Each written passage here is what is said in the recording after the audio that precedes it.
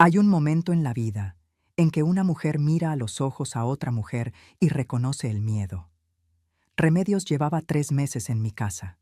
Llegaba puntual, limpiaba en silencio, me observaba. Yo sentía su mirada como una sombra detrás de mí. Pero esa tarde me la encontré llorando en la cocina, con un papel doblado entre las manos que temblaban. Me lo extendió sin decir nada. Era una lista. Mis horarios, mis llamadas, las veces que había llorado sola, las pastillas que tomaba. Todo anotado con fecha y hora. Señora, me dijo con la voz rota, no soy la primera a la que le hago esto. La mamá de Yolanda también. No pudo terminar la frase. No necesitó hacerlo. En ese instante entendí todo. Y también entendí que Yolanda acababa de cometer el error más grande de su vida. Ponerme una espía. Que tenía conciencia. Qué alegría tenerte aquí conmigo. Si estás viendo este video, te pido con mucho cariño que te suscribas al canal. Por favor, necesitamos mucho alcanzar 40,000 suscriptores. ¿Puedo contar con su ayuda? Estamos construyendo una comunidad hermosa de mujeres fuertes. Su presencia es muy importante. Y su apoyo es esencial para nuestro trabajo, para que sigamos contando historias como esta. Cuéntame también en los comentarios desde dónde nos está escuchando. Nos emociona saber hasta dónde llegan nuestras historias. Tomé ese papel con las 2 manos, lo sostuve como si fuera algo frágil, como si pudiera deshacerse si lo apretaba demasiado, aunque en mi interior algo me decía que debía apretarlo con toda la fuerza que tenía, que debía grabarlo en mi memoria, línea por línea, palabra por palabra, porque cada una de esas palabras era una pieza de algo que yo todavía estaba tratando de entender en su totalidad. La cocina estaba en silencio, no el silencio tranquilo de las mañanas cuando yo preparaba el café y escuchaba el mundo despertar despacio, ese silencio tibio y conocido que me había acompañado tantas veces, sino un silencio denso, espeso, del tipo que solo existe cuando algo irreversible acaba de ocurrir. Cuando el aire mismo parece haberse detenido para ser testigo de lo que está pasando. La luz de la tarde entraba por la ventana pequeña sobre el fregadero y caía sobre el papel con una crueldad casi poética, iluminando cada anotación como si quisiera asegurarse de que yo no pudiera ignorar ni una sola letra, ni un solo detalle de lo que alguien había estado haciendo dentro de los límites de lo que yo creía que era mi hogar. Leí la primera línea. Luego la segunda, y conforme mis ojos avanzaban por ese documento, sentí que el piso bajo mis pies se volvía menos sólido, no porque me estuviera cayendo, sino porque estaba entendiendo, de verdad entendiendo, con esa claridad fría e incómoda que solo viene cuando uno ya no puede seguir ignorando algo, que alguien había estado dentro de mi vida sin que yo lo supiera. Alguien había estado tomando nota de mis movimientos, de mis tristezas, de mis pequeños tropiezos cotidianos, y los había convertido en evidencia, en argumentos, en armas. Las entradas estaban escritas con una letra apretada, obediente, la letra de alguien que ha aprendido a obedecer sin cuestionarse demasiado, sin permitirse pensar mucho en lo que significan las palabras que está escribiendo. Confundió las llaves 2 veces en la misma semana. Eso decía una de las líneas. Yo recordé esos momentos con una precisión que me sorprendió, como si mi memoria hubiera guardado esos instantes sin que yo le pidiera que lo hiciera.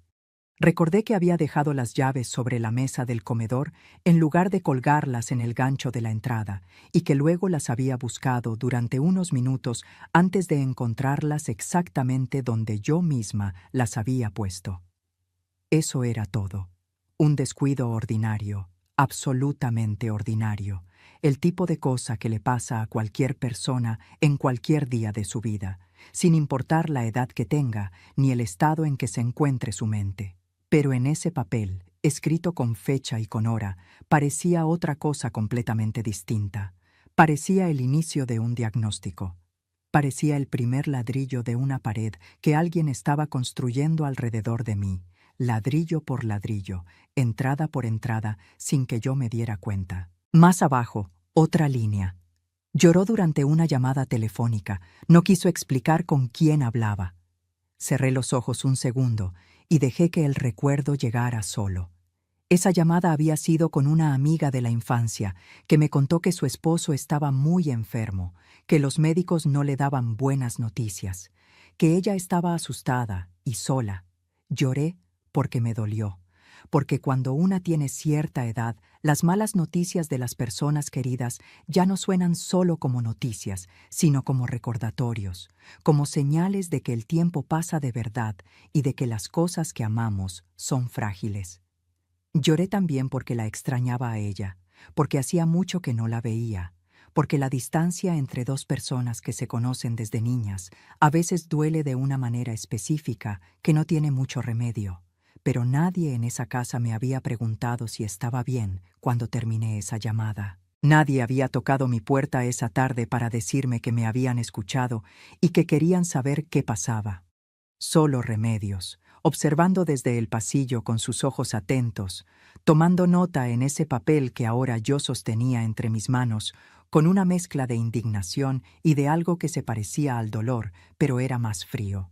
Y luego otra entrada que me heló por dentro más que todas las demás, que me hizo contener el aliento un momento antes de seguir leyendo. Tomó pastillas sin avisar. No informó al médico de la familia. No había ningún médico de la familia. Nunca lo había habido desde que yo llegué a esa casa. Nunca nadie me había dicho que existía algo así, ni que yo tenía que reportarle nada a nadie. Yo tomaba mis medicamentos, los mismos que me había recetado mi propio doctor hacía ya bastante tiempo. Los medicamentos que yo misma pagaba con mi propio dinero, los mismos que tomaba cada mañana con un vaso de agua antes del desayuno, como parte de una rutina tan establecida y tan ordinaria que yo apenas pensaba en ella. Remedios lo había visto una vez, solo una vez, cuando yo no cerré completamente la puerta de mi cuarto y ella pasaba por el pasillo en el momento equivocado, o en el momento perfecto, dependiendo de para quién estuviera trabajando. Y lo había anotado como si fuera una irregularidad, como si yo fuera alguien que necesitaba supervisión, como si yo fuera una niña que no sabe cuidarse, o peor, como si yo fuera una enferma que no reconoce su propia condición. Esa anotación era la más dolorosa de todas, porque tocaba algo que yo había intentado no nombrar desde que llegué a esa casa, el miedo constante, silencioso, de que en algún momento me miraran y decidieran que ya no era capaz, que ya no servía, que ya era hora de que otra persona se hiciera cargo. En ese momento, levanté la vista del papel y miré a Remedios. Ella seguía llorando, pero ahora en silencio, con los brazos cruzados sobre el pecho, como si intentara contenerse a sí misma, como si por dentro hubiera algo que quería salir y ella estuviera usando todos sus recursos para mantenerlo adentro. Vi en su cara capas de cosas distintas: vergüenza, alivio, miedo, arrepentimiento.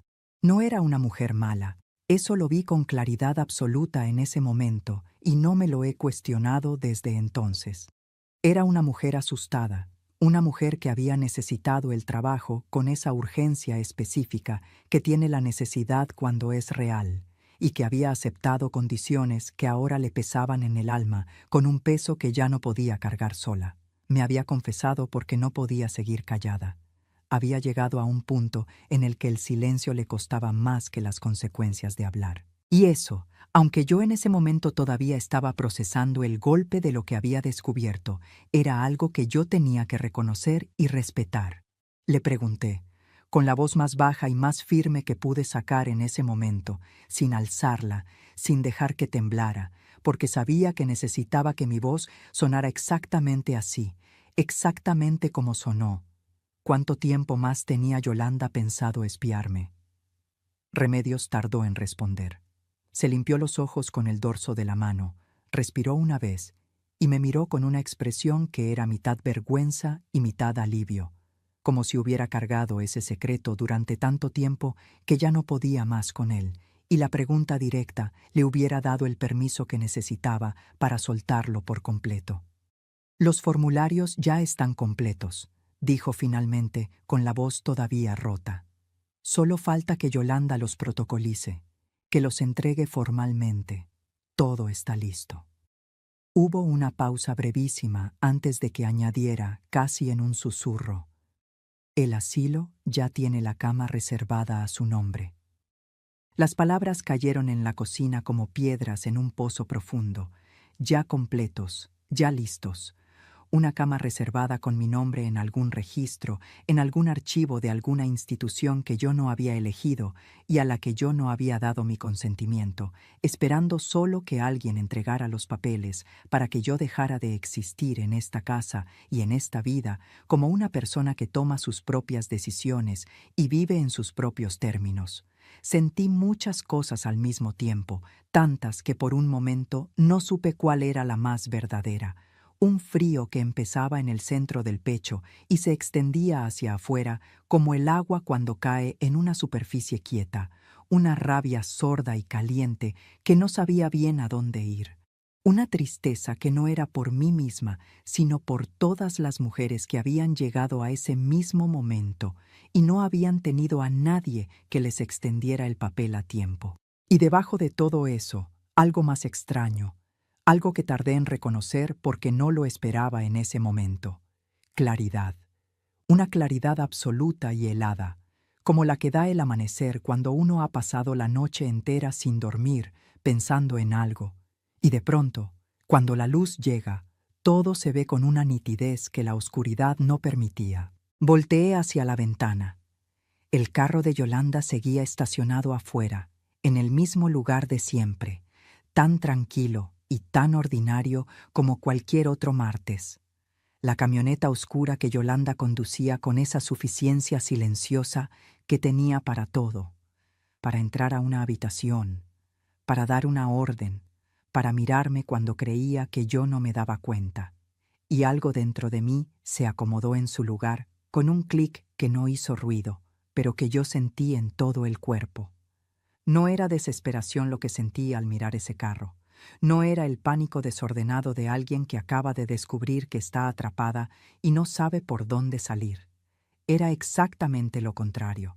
Era la calma específica, casi quirúrgica, de alguien que acaba de entender con precisión qué terreno está pisando, qué fuerzas están en juego y qué tiene que hacer a continuación para que el desenlace no sea el que la otra persona planeó. Doblé el papel con cuidado.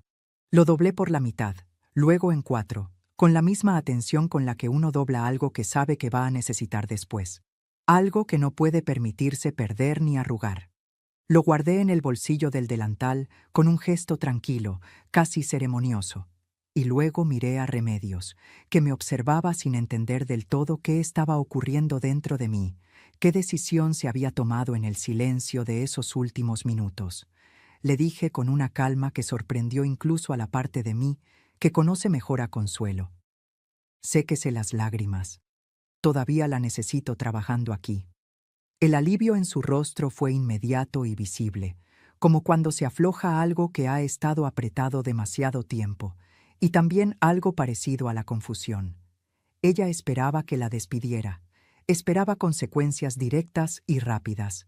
No esperaba esto, no esperaba calma, no esperaba una petición de que siguiera. Pero esto era lo que había, y lo que vendría después, Yolanda tampoco lo esperaba. ¿Alguna vez has sentido que alguien en quien confiabas estaba observando cada uno de tus pasos sin que lo supieras? Que lo que creías que era tu hogar era en realidad una trampa tendida con paciencia y con premeditación? Sigue con nosotras, porque lo que Consuelo hizo con ese papel en el bolsillo cambiaría para siempre el destino de todos en esa casa. Me llamo Consuelo. Tengo 61 años y he pasado la mayor parte de mi vida aprendiendo a hacer mucho con poco, a encontrar dignidad en los espacios pequeños, a sostenerme cuando el suelo temblaba. Crecí en una familia humilde donde el dinero siempre fue escaso, pero el orgullo nunca faltó, y desde joven aprendí el oficio de la costura, no como un pasatiempo, ni como una manera de llenar el tiempo, sino como la forma real y concreta de sostenerme a mí misma y más tarde de sostener a mi familia.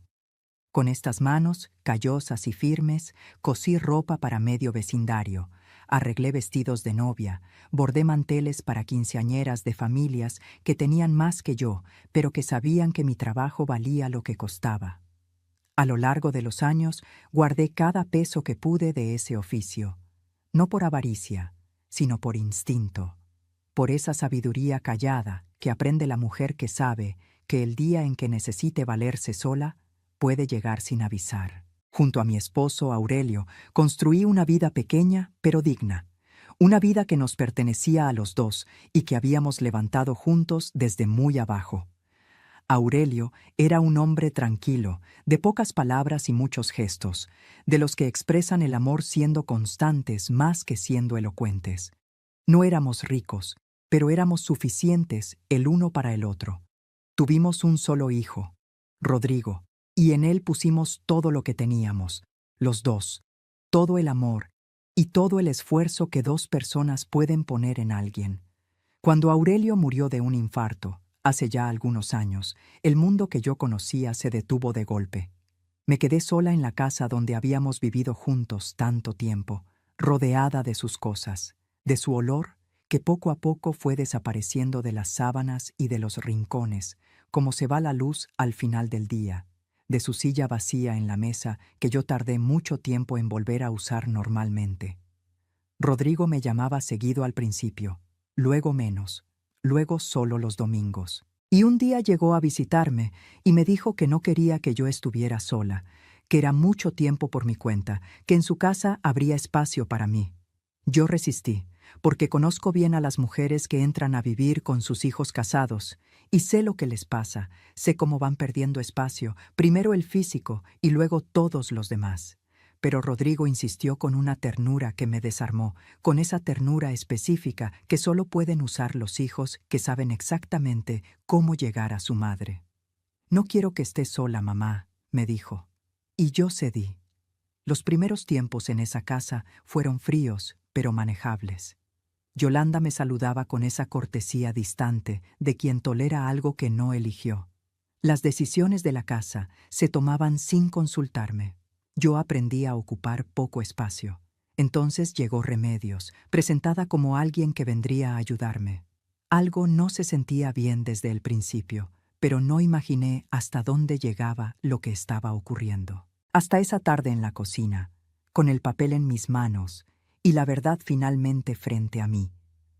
¿Cuántas veces hemos ignorado esa voz pequeña que nos dice que algo no está bien? ¿Cuántas veces la hemos callado por amor, por no querer problemas, por miedo a parecer desconfiadas? Quédate con nosotras, porque la historia de Consuelo apenas está comenzando a revelar todas sus capas. Esa noche no dormí. Me quedé acostada en la oscuridad con los ojos abiertos, mirando el techo de ese cuarto que nunca terminó de sentirse completamente mío, aunque yo hubiera puesto en él mis cosas, mis fotos, mis pequeños objetos de toda la vida. Fui pasando por mi mente cada detalle de los últimos meses, con la minuciosidad lenta de quien revisa una a una las piezas de un rompecabezas que hasta este momento no había podido ver completo, y que ahora, con la pieza final en su lugar, revelaba una imagen que me dejaba sin aliento. Todo encajaba. La llegada de Remedios, justo cuando yo había comenzado a notar más distancia y más frialdad en Yolanda, como si ella estuviera tomando distancia de algo que estaba a punto de hacer, y no quería sentirse cerca cuando lo hiciera. Los momentos en que yo encontraba a Remedios cerca de mi cuarto sin razón aparente, doblando una toalla que ya estaba doblada, limpiando una superficie que ya estaba limpia. La forma en que Yolanda me miraba a veces durante la cena, con esa expresión evaluadora que yo había intentado descifrar sin éxito durante meses. Todo había sido parte de un plan, no una reacción impulsiva ni una decisión tomada en un momento de enojo. Un plan construido con paciencia, con método, con la frialdad de alguien que sabe exactamente lo que quiere y ha pensado cómo conseguirlo. Eso era lo que más me perturbaba en esa oscuridad mientras la casa dormía. No la traición en sí, aunque eso también dolía con una intensidad que no tenía nombre exacto, sino la arquitectura de lo que Yolanda había construido, la deliberación, el tiempo que había invertido, Eso no era el impulso de alguien que actúa desde la rabia o desde el miedo. Era algo diferente. Era un método. Antes de que el sol saliera, ya había tomado mi decisión. Pero les mentiría si dijera que llegué a ella fácilmente. Hubo un momento, en la hora más oscura de esa noche, en que me pregunté si tenía derecho a hacer lo que estaba pensando hacer, a manipular la información, a tender mi propia trampa. Había sido criada con la idea de que la gente honesta no juega a ese juego, que la dignidad está en decir la verdad de frente y asumir las consecuencias. Y una parte de mí, la parte que Aurelio había conocido y amado, se resistía a convertirme en algo que él no reconocería. Pero luego pensé en Dolores, pensé en su mano sola, y entendí que hay momentos en que la honestidad sin estrategia no es virtud, es ingenuidad, que cuando el otro lado ya rompió todas las reglas, aferrarse a ellas no es nobleza, es rendirse. Así que me permití ese conflicto, lo sostuve unos minutos en la oscuridad y luego lo solté. No con ligereza, sino con la decisión de quien sabe lo que está eligiendo y acepta el peso de esa elección. Cuando escuché a Remedios llegar a la cocina en la mañana temprana, me levanté, me lavé la cara, me arreglé despacio con esa calma que uno practica cuando sabe que el día que tiene por delante va a requerir de ella, y fui a encontrarla antes de que Yolanda despertara. La cocina estaba apenas iluminada por la claridad gris de la mañana que comenzaba a filtrarse por la ventana pequeña, y en esa luz todavía escasa, Remedios me miró con los ojos hinchados del llanto del día anterior y una expresión que mezclaba el alivio de haber confesado con la incertidumbre de no saber qué vendría ahora. Me senté frente a ella en la mesa pequeña, donde yo tomaba mi café en silencio, mientras el resto de la casa dormía, y le hablé en voz baja, con la calma de quien ha pasado la noche entera pensando cada palabra que va a decir. Le dije que no la iba a despedir. Le dije que seguiría recibiendo su pago, que yo misma me encargaría de eso con mis propios ahorros si era necesario, con el dinero que había guardado durante años de costura y que ahora entendía que la vida había estado guardando para exactamente este momento. Y le dije lo que necesitaba de ella, que siguiera reportando a Yolanda exactamente como lo había hecho hasta ahora, con la misma regularidad y con el mismo formato, pero que de ahora en adelante solo reportaría lo que yo le dijera que reportara. Remedios me miró fijamente durante un momento que se sintió largo.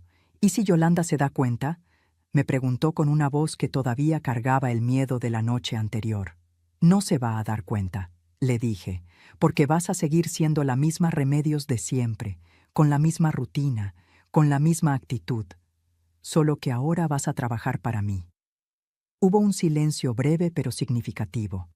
Luego le pregunté lo que llevaba horas queriendo saber, la parte de la historia que ella había comenzado a contarme el día anterior y no había podido terminar.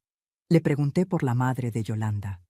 Remedios cerró los ojos un momento, como preparándose internamente para cargar algo pesado, como alguien que toma aire antes de levantar un peso. Cuando los abrió, me contó.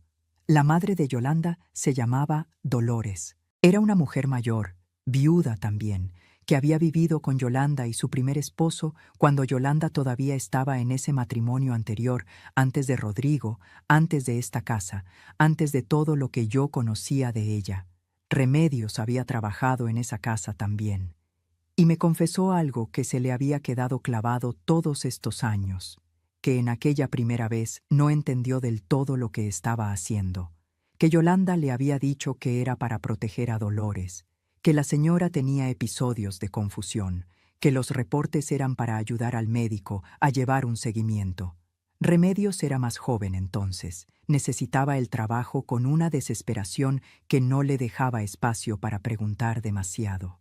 Solo cuando todo terminó, cuando Dolores fue llevada y no regresó, entendió la magnitud de lo que había hecho con su silencio, y esa comprensión tardía fue la que la había traído, años después, a mi cocina, con el papel entre las manos y el llanto que no podía contener. Remedios había hecho exactamente lo mismo que estaba haciendo ahora conmigo: observar, registrar, documentar los tropiezos cotidianos de una mujer mayor hasta convertirlos en un expediente que pareciera justificar una decisión que ya estaba tomada de antemano. El esposo de Yolanda en aquel entonces había firmado los documentos de internación sin entender bien lo que firmaba. Yolanda se los había presentado, mezclados con otros papeles sin importancia, en un momento de prisa y distracción, diciéndole que eran trámites del seguro médico de Dolores. El médico que los avaló era un conocido de Yolanda que había redactado un informe hablando de deterioro cognitivo leve con riesgo de agravamiento. Un diagnóstico lo suficientemente vago para ser difícil de refutar y lo suficientemente técnico para sonar convincente. Él firmó sin leer lo que firmaba, y Dolores fue llevada a un asilo. Remedios me dijo que Yolanda nunca fue a visitarla después de eso, que Dolores murió en ese lugar, en una habitación que no era la suya, rodeada de personas que no la conocían, sin que su hija estuviera presente para decirle adiós, sin que ningún familiar estuviera ahí para tomar su mano en el momento final. Ese detalle se me quedó grabado con una claridad que dolía. La mano de Dolores, sola, sin nadie que la sostuviera. Sentí algo moverse dentro de mí cuando escuché todo eso. Algo que no era solo miedo ni solo rabia, sino una especie de reconocimiento oscuro y visceral. Yo estaba mirando mi propio futuro posible. El futuro que Yolanda ya había ensayado una vez con su propia madre, con su propia sangre, y que ahora pensaba repetir conmigo. Lo que hacía todo más escalofriante era precisamente eso, que no era la primera vez, que Yolanda no estaba improvisando, que sabía exactamente lo que hacía porque ya lo había hecho y le había funcionado, y eso me decía algo importante sobre con quién estaba tratando, algo que yo tenía que tener muy presente. Pero entender la frialdad de Yolanda también me permitió entender algo más, su mayor vulnerabilidad. Una mujer que confía tanto en su propio método, que lo ha visto funcionar una vez, tiende a subestimar a quien tiene enfrente. Yolanda me había visto callar, ceder, ocupar poco espacio durante todo el tiempo que llevaba en esa casa. Me había catalogado como alguien que no opondría resistencia. Esa certeza suya era el único lugar donde yo podía moverme sin que ella lo notara. Esa misma mañana comencé a construir mi nueva versión para los ojos de Yolanda. Me levanté un poco más temprano de lo habitual y ordené mi cuarto con una meticulosidad exagerada y visible. Desayuné con una tranquilidad que no sentía por dentro, pero que me esforcé en mantener en la superficie. Cuando Yolanda bajó, la saludé con una serenidad que debió parecerle extraña, aunque confiaba en que la atribuyera a algo sin importancia.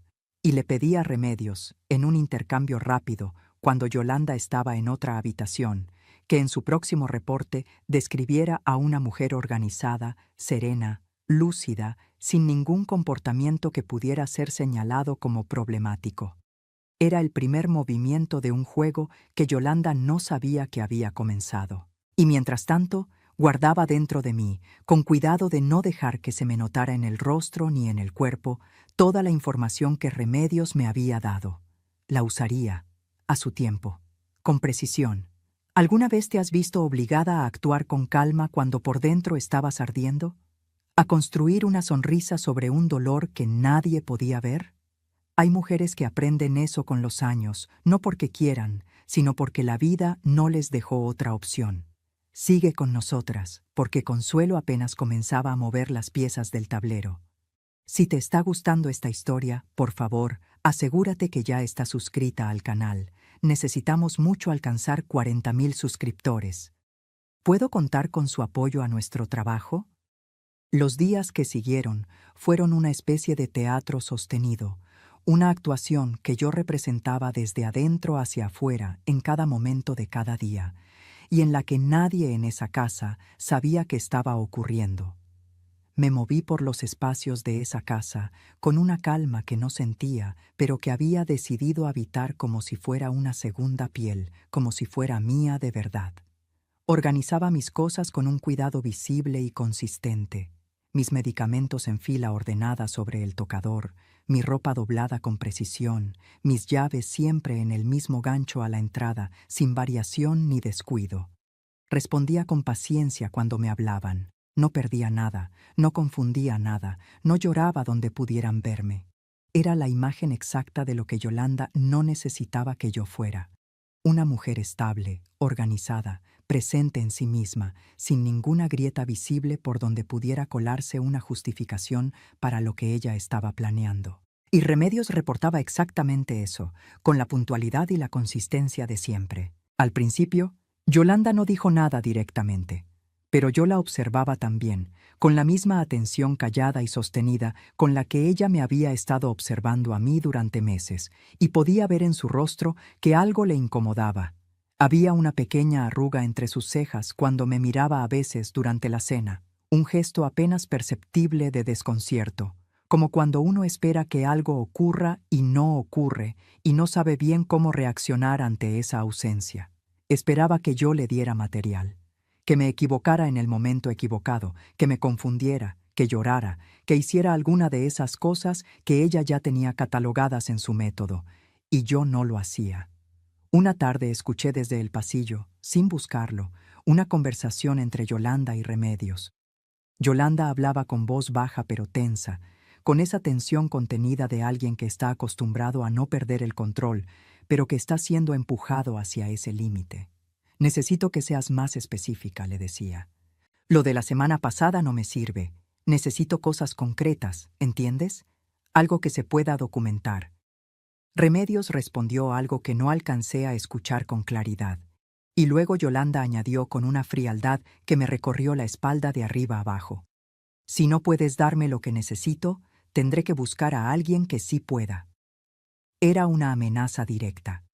Y era también una señal de alerta que yo no podía ignorar. Yolanda estaba empezando a sospechar que algo había cambiado en los reportes, que ya no recibía la información que esperaba y estaba considerando reemplazar a Remedios por alguien que yo no conociera, alguien que yo no pudiera influenciar. Eso me dijo que no podía seguir esperando el momento perfecto. Necesitaba encontrar los documentos antes de que Yolanda tomara esa decisión y empezara de nuevo con alguien diferente.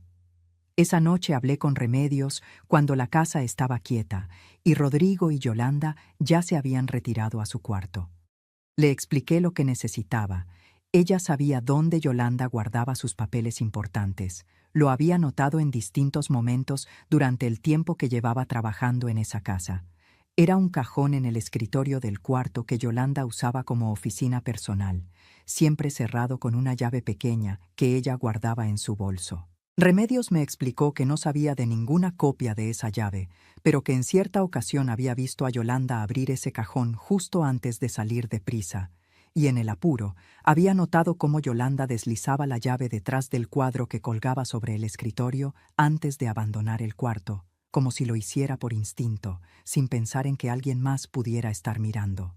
Era el tipo de hábito pequeño que la gente forma sin darse cuenta. El tipo de descuido que solo comete quien está tan segura de que nadie a su alrededor se atrevería a buscar, que ya no se molesta en verdaderamente esconder. Yolanda confiaba en que yo nunca tendría la iniciativa de ir a ese escritorio. Confiaba en que Remedios era demasiado leal por miedo. Y esa confianza excesiva en su propio control era exactamente el resquicio por donde yo iba a entrar. La oportunidad llegó unos días después. Yolanda salió por la mañana diciendo que tenía compromisos que la tendrían fuera hasta después del mediodía.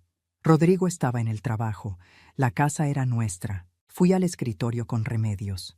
El cajón estaba cerrado, pero encontramos la llave exactamente donde Remedios había dicho, detrás del cuadro, fría y pequeña entre mis dedos. Abrí el cajón con manos que no temblaban, aunque mi corazón latía con una velocidad que yo sentía con claridad en el pecho y en las sienes. Dentro había varios sobres y carpetas ordenados con esa meticulosidad que Yolanda aplicaba a todo lo que quería controlar. Y entonces la vi. Una carpeta delgada con mi nombre escrito en la portada con la letra apretada de Yolanda. La abrí con cuidado. Adentro estaban los formularios de internación, varios de ellos, ya llenados completamente con mis datos, con la dirección del asilo, con una descripción del tipo de atención requerida que usaba palabras clínicas y frías para describir a una mujer que yo no reconocía, pero cuyo nombre era el mío. Los formularios estaban completos en todos sus campos, pero el espacio destinado a la firma del familiar responsable estaba en blanco. Todavía. Yolanda aún no había dado ese paso, el paso final, el que convertiría esos papeles de una intención en un hecho consumado. Comprendí entonces con una claridad que me recorrió entera lo que Remedios me había dicho en la cocina. Los formularios estaban listos, el asilo tenía la cama reservada de manera informal, y Yolanda esperaba el momento que ella considerara oportuno para obtener la firma de Rodrigo y protocolar la entrega. Planeaba presentárselos de la misma forma que le había presentado los papeles al esposo en el caso de Dolores, mezclados con otros documentos, en un momento de distracción, con alguna explicación que minimizara lo que él estaría firmando. Saqué el teléfono. Fotografié cada página con calma y cuidado, asegurándome de que cada imagen fuera clara y completa. Volví a colocar la carpeta exactamente como estaba, en el mismo ángulo, en la misma posición. Cerré el cajón. Devolví la llave detrás del cuadro. Salí de esa habitación con el teléfono guardado en el bolsillo del delantal, en el mismo lugar donde había guardado el papel de Remedios el primer día, ese bolsillo que se había convertido en el lugar donde yo guardaba las cosas que iban a cambiar el rumbo de esta historia. Esa noche en la cena, Yolanda anunció con una dulzura que yo ya sabía leer como lo que era, construida sobre una base que no era genuina, que había encontrado un lugar maravilloso para mí. Lo presentó como una consideración, como un gesto de cuidado, como si fuera algo que ella había hecho para mi bien. Habló de jardines, de atención médica permanente, de actividades pensadas para señoras de cierta edad que merecían descansar y ser cuidadas. Miraba a Rodrigo mientras hablaba, esperando que él asintiera, esperando el gesto de acuerdo que necesitaba para que el plan avanzara al siguiente paso. Yo sostuve mi taza de té con las dos manos, bebí un sorbo pequeño y la escuché en silencio absoluto. Por dentro sentía algo parecido a la serenidad extraña de quien ya sabe cómo termina la obra que está presenciando.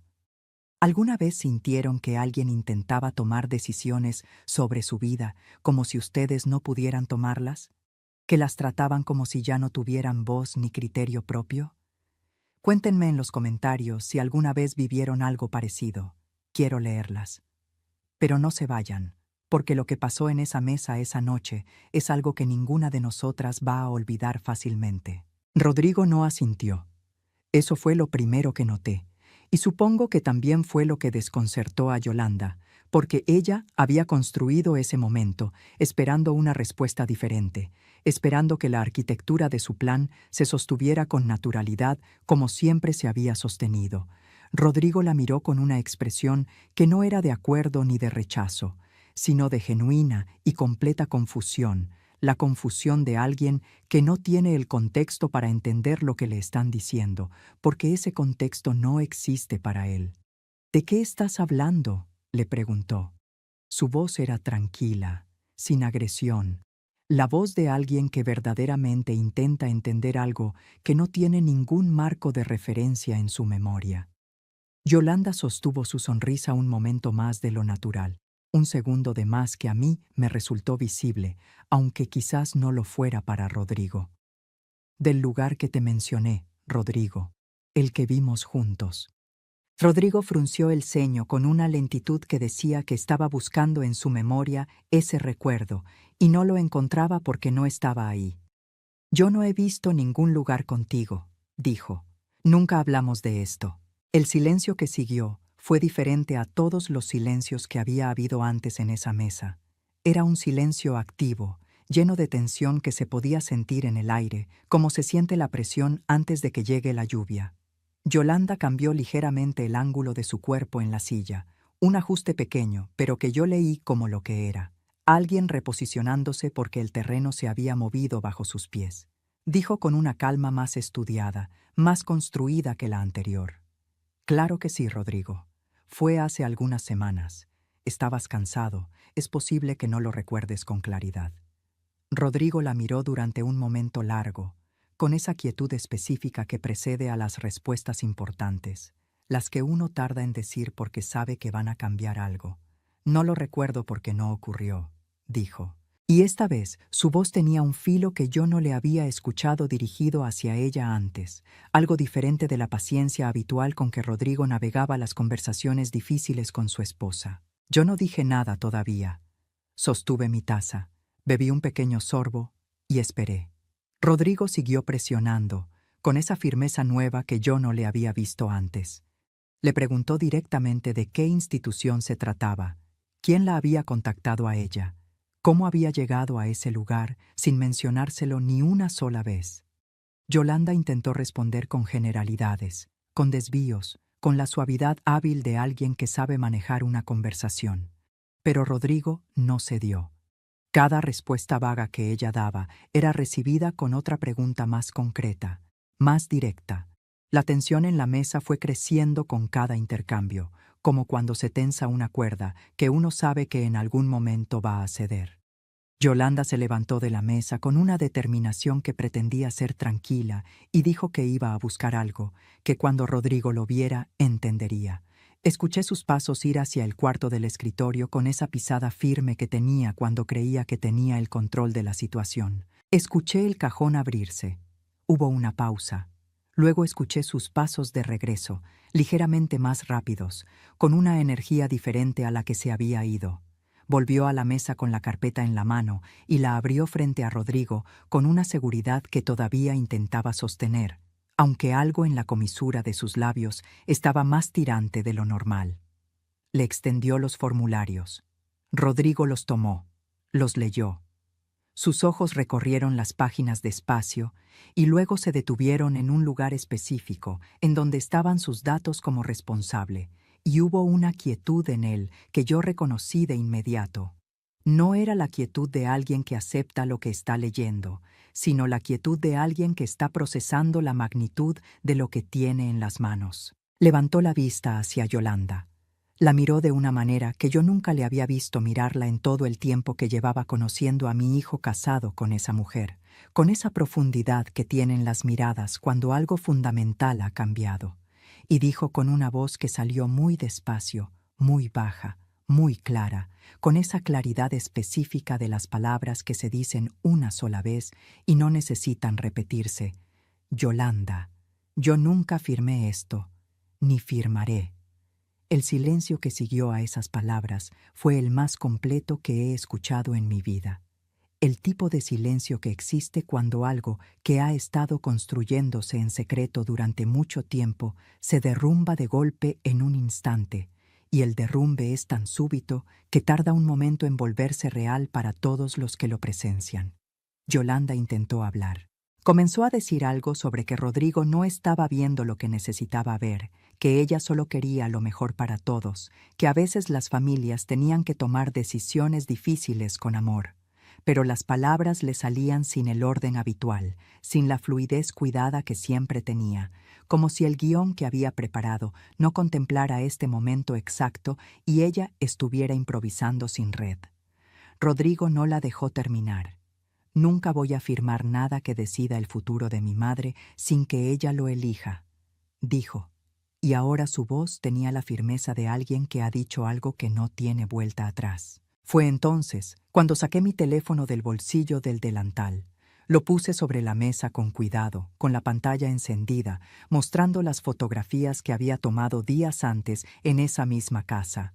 Las fotos de los formularios completos, de la carpeta con mi nombre, de cada página que dejaba ver la extensión de lo que Yolanda había estado preparando en silencio. Y hablé por primera vez en toda esa escena, con la voz baja y firme que había estado practicando en el silencio de mis noches durante semanas, con la calma de alguien que no necesita subir el volumen porque sabe que lo que va a decir es suficiente. Hay más cosas que deberías saber, hijo. Cosas sobre la mamá de Yolanda y sobre cómo ella murió. Vi el momento exacto en que Yolanda comprendió que había perdido. No fue un gesto dramático, no fue un llanto ni un grito ni una acusación. Fue algo mucho más pequeño y mucho más definitivo. Sus manos soltaron la carpeta sobre la mesa y por primera vez desde que yo la conocía no supo qué hacer con ellas. Las dejó quietas sobre el mantel como si hubieran olvidado a qué venían. Rodrigo me miró. Luego miró a Yolanda.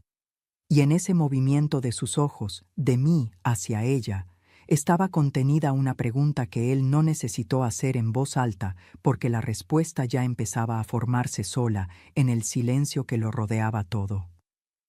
¿Alguna vez creíste que ya sabías cómo terminaría algo y de pronto todo cambió en un instante? ¿Que la verdad llegó de una manera que nadie esperaba? Quédate hasta el final, porque lo que vino después de esa noche es lo que más importa de toda esta historia. Los días que siguieron a esa noche fueron lentos y pesados, con esa lentitud específica que tienen los días en que algo grande se está derrumbando, pero todavía no ha terminado de caer. Cuando uno vive en la brecha entre lo que ya no puede seguir siendo y lo que todavía no sabe exactamente qué será. Rodrigo no durmió bien esa noche. Yo podía saberlo por los sonidos de la casa, por los pasos que escuché en el pasillo en las horas pequeñas, por la luz que vi filtrarse bajo su puerta cuando el resto del mundo estaba quieto. Al día siguiente se levantó temprano y sin decirle a nadie a dónde iba, salió. Regresó horas después con una expresión que yo reconocí porque es la expresión de alguien que ha ido a confirmar algo que esperaba que fuera mentira y que ha regresado con la certeza de que no lo era. Había llevado los formularios a alguien que entendiera del asunto. Le confirmaron que su nombre había sido usado sin su consentimiento, que los documentos tenían un peso legal que no podía ignorarse, que lo que Yolanda había hecho tenía un nombre concreto y consecuencias concretas que él tendría que decidir cómo manejar. Lo que siguió no fue una resolución rápida ni limpia. Fueron días tensos, habitados por una incomodidad que impregnaba cada rincón de esa casa. Rodrigo y Yolanda tenían conversaciones largas con la puerta cerrada y yo escuchaba desde mi cuarto, sin querer escuchar pero sin poder evitarlo, voces que a veces subían y otras caían en silencios que se extendían durante horas, como si alguno de los dos hubiera dicho algo que dejara al otro sin palabras para responder. El peso de esos días era diferente al peso de los anteriores. Antes había una amenaza que yo veía venir y que me mantenía alerta. Ahora la amenaza estaba desarticulada, pero el daño seguía ahí, visible, y todos en esa casa lo respiraban. Yolanda intentó varias versiones de lo que había ocurrido, cada una diferente de la anterior, cada una buscando el ángulo desde el que su decisión pudiera parecer justificable o al menos comprensible. Intentó la versión de que solo quería mi bienestar, que el lugar al que había pensado llevarme era realmente bueno, que Rodrigo no estaba viendo las señales de que yo necesitaba más cuidado del que podía recibir en esa casa. Rodrigo le preguntó por qué había preparado documentos sin consultarle. Ella no tuvo respuesta que se sostuviera. Luego intentó la versión del llanto genuino, de que ella había estado muy estresada últimamente, de que había tomado decisiones mal sin pensar bien en las consecuencias, de que lo sentía con todo el corazón. Rodrigo le preguntó por Dolores, por su propia madre, por lo que yo le había explicado esa noche, con el teléfono sobre la mesa. Yolanda no respondió esa pregunta. La dejó caer al piso entre los dos y se quedó en silencio. Y ese silencio fue la respuesta más completa y más honesta que pudo haber dado en ese momento, porque algunas preguntas no tienen respuesta que se pueda decir en voz alta. Rodrigo necesitó varios días más antes de tomar la decisión que finalmente tomó. Yo lo vi procesarlo desde la distancia respetuosa que él necesitaba, sin presionarlo, sin empujarlo, dejando que llegara solo a donde tenía que llegar. Una tarde, cuando ya habían pasado bastantes días desde aquella cena, vino a mi cuarto. Tocó la puerta con una suavidad que me detuvo un momento antes de responder, porque era la suavidad de alguien que no está seguro de tener derecho a entrar, de alguien que está cargando algo que no sabe bien cómo soltar. Me lo encontré sentado en la silla pequeña junto a la ventana, con las manos juntas entre las rodillas y la mirada en el piso, en ese lugar específico donde la gente mira cuando está mirando hacia adentro más que hacia afuera. Me senté frente a él en la orilla de la cama y esperé. Tardó en hablar. Cuando lo hizo, su voz era la voz de un hombre que está cargando algo demasiado pesado para seguir cargándolo solo y que ha decidido, finalmente, pedir ayuda, aunque eso signifique admitir que debió haberla pedido antes. Me dijo que le había pedido a Yolanda que se fuera de la casa mientras él tomaba el tiempo que necesitaba para decidir qué hacer, que necesitaba espacio para pensar, que estaba tratando de entender cómo era posible que no hubiera visto nada, que no hubiera notado nada, que hubiera estado tan cerca y tan lejos al mismo tiempo. Me pidió perdón.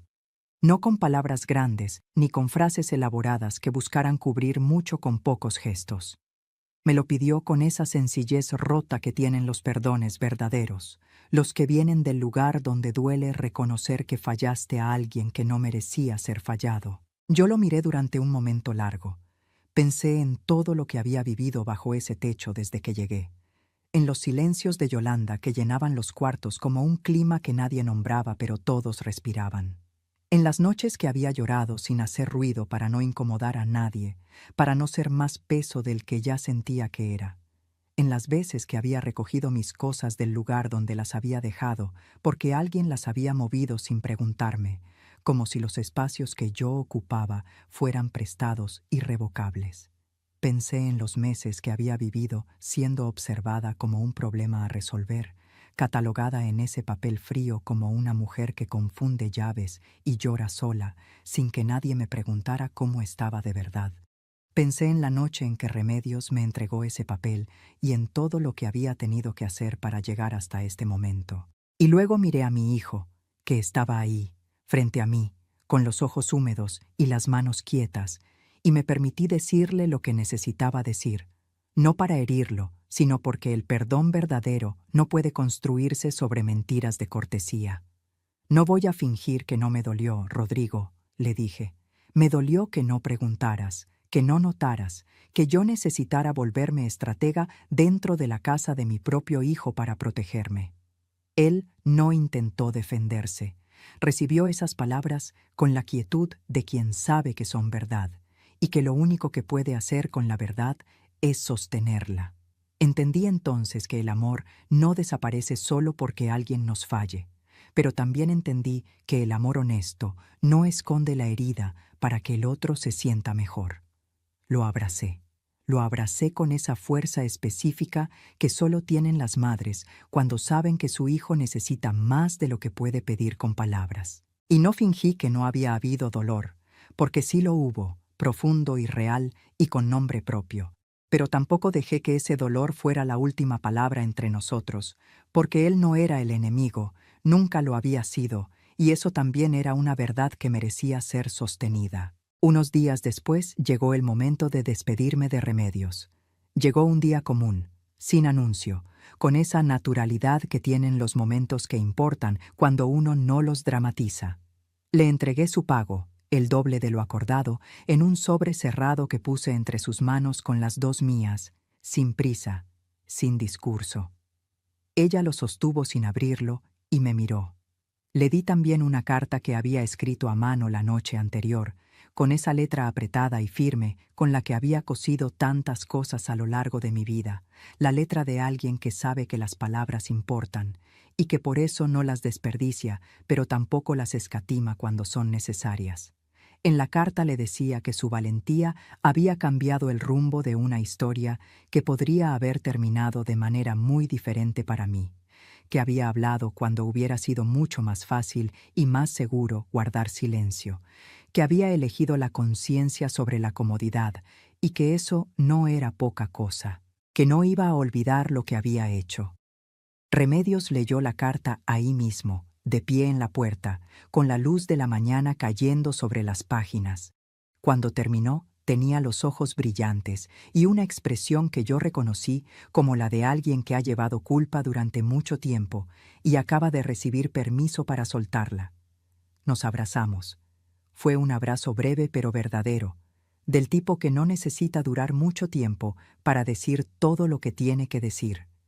La vi alejarse por la calle y me quedé un momento en la puerta, sintiendo el aire de la mañana en la cara, ese aire limpio que tiene la mañana cuando uno ha dormido bien por primera vez en mucho tiempo. Meses después, tomé la decisión que había estado madurando en silencio desde aquella tarde en la cocina con el papel entre mis manos. Volví a mi propia casa. No me fui con rencor acumulado ni con la necesidad de que alguien me viera marcharme. Me fui con algo que Yolanda, sin quererlo, me había devuelto al intentar quitármelo para siempre: mi autonomía, mi capacidad de tomar mis propias decisiones, de vivir en mis propios espacios, de ser la dueña de mis propios días y de mis propias noches, y de mis propias llaves, y de mis propios medicamentos, y de cada cosa pequeña y grande que compone una vida que me pertenece. Hay mujeres que pasan por el fuego y salen de él más sabias, no porque el fuego no las quemara, sino porque aprendieron a reconocer el calor antes de que llegaran las llamas. Yolanda pensó que mi silencio era debilidad. Pensó que porque yo no gritaba, no veía. Pensó que porque yo no confrontaba, no sabía. Pero hay mujeres que no gritan cuando las hieren. Esperan, observan, piensan. Y cuando llega el momento adecuado, no necesitan vengarse ni pedir justicia en voz alta. Solo necesitan que la verdad hable por ellas. Y la verdad, cuando llega, siempre es suficiente. Si te gustó esta historia, haz clic en este próximo video que está apareciendo en la pantalla, porque la próxima traición supera todo lo que has visto hasta ahora. Y no te olvides suscribirte en el canal, para que no te pierdas ni una sola historia.